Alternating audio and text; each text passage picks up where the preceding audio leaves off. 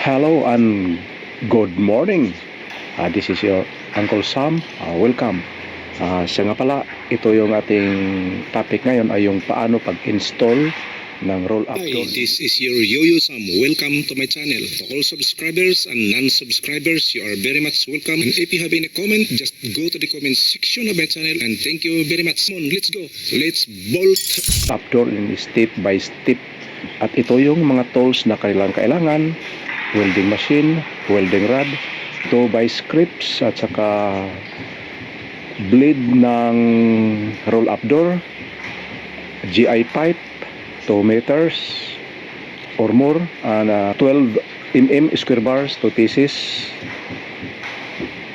welding machine, cut-off cutter, grinder, plier at scissors, yung spring bars, cover sa roll-up doors, yung sealant kailangan din nila para doon sa gilid na para hindi papasok yung tubig, kailangan lagyan ng sealant. At ito yung kanilang ginagawa. Halika kayo, samahan niyo ako sa ating pag-documentation and step by step on how to install a roll-up door. At siya nga pala, bago ang lahat, ako muna ay magpasalamat sa aking mga masugid na taga-subaybay at avid viewers ng aking YouTube channel. Thank you so much for dropping by and also for a warm comment on my content. Thank you at lalo na sa mga silent viewers at saka yung napadaan lang. Thank you so much for dropping by. So let's get started.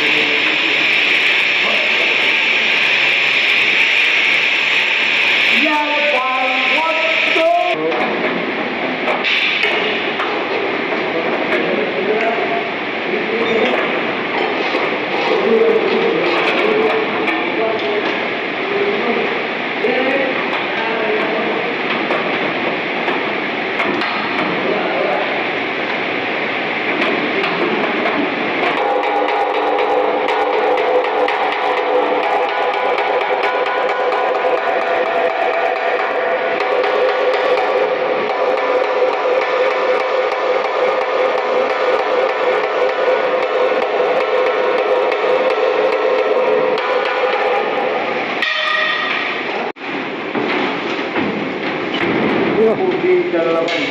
Mana?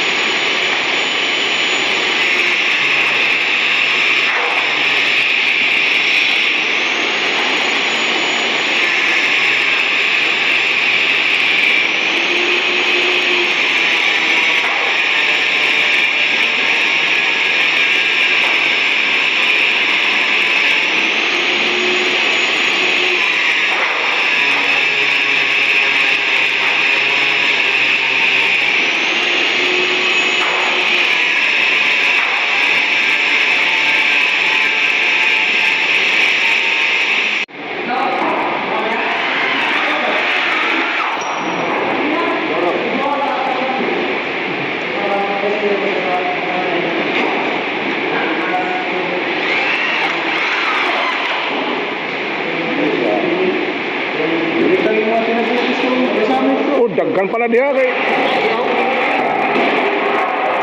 Maman ng building di naman ako. Tao yun lang na lang. Ay, unsa man diya.